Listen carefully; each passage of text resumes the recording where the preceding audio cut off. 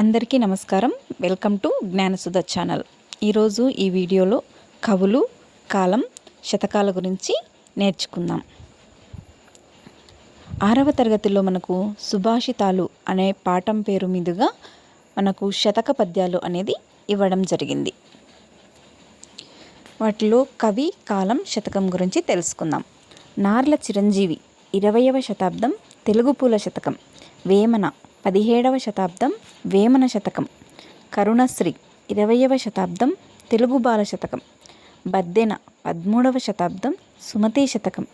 పక్కి అప్పల నరసింహం 17వ శతాబ్దం కుమార కుమారి శతకాలు. పోతులూరు వీరబ్రహ్మం 17వ శతాబ్దం కాళికాంబ సప్తశతి. మారద వెంకయ్య 16వ శతాబ్దం భాస్కర శతకం. కంచర్ల గోపన్న 17వ శతాబ్దం దాశరథి శతకం అనే శతకాలు రాశారనమాట.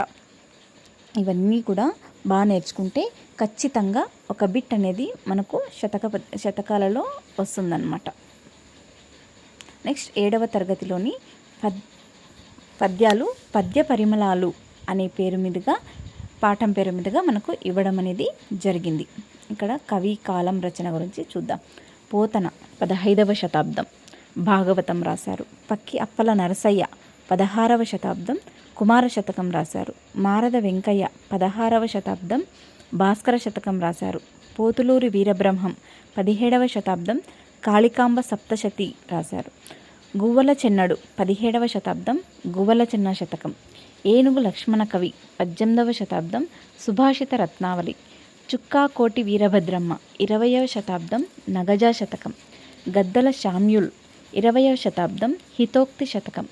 జెండామన్ ఇస్మాయిల్ 20వ శతాబ్దం ఆంధ్రపుత్ర శతకం.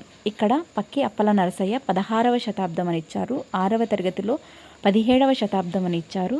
రెండిట్లో ఏది పెట్టినా కూడా మనకు కరెక్ట్ అయ్యే అవకాశం అనేది ఉంటుందన్నమాట. సో మీరు కరెక్ట్ చూసుకొని ఆన్సర్ చేయాల్సి ఉంటుంది. నెక్స్ట్ వచ్చేసి 8వ తరగతి. 8వ తరగతిలోని మనకు శతక పద్యాలు అనేది శతక సౌరభం అనే పాఠం పేరు మీదుగా ఇవ్వడం అనేది జరిగింది.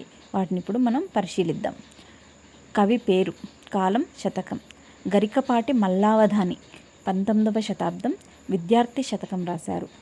మారద వెంకయ్య 17వ శతాబ్దం భాస్కర శతకం రాశారు.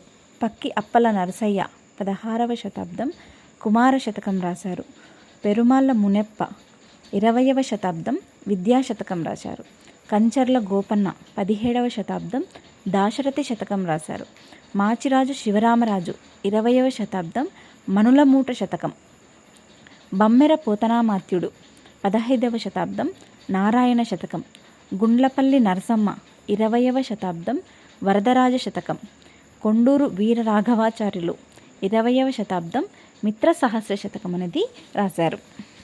వీటినైతే బాగా చదివి గుర్తు పెట్టుకోవాల్సిన అవసరం ఎంతైనా ఉంది. ఎందుకంటే ఒక బిట్ ఖచ్చితంగా వచ్చే అవకాశం ఉంది. లేదంటే జతపరచండి, వీటిని జతపరచుము, శతకం ఇచ్చి జతపరచుము, కాలం ఇచ్చి జతపరచుము అనేటివి అడిగే అవకాశం ఉంది. కాబట్టి ప్రతి ఒక్కటి కూడా మీరు నేర్చుకుని గుర్తు పెట్టుకోండాలన్నమాట. మిస్ కాకోకుండా ఒక బిట్ అనేది డిఎస్సిలో వస్తుంది. ఈ వీడియో నచ్చితే లైక్, షేర్, సబ్స్క్రైబ్ చేయండి. బాయ్.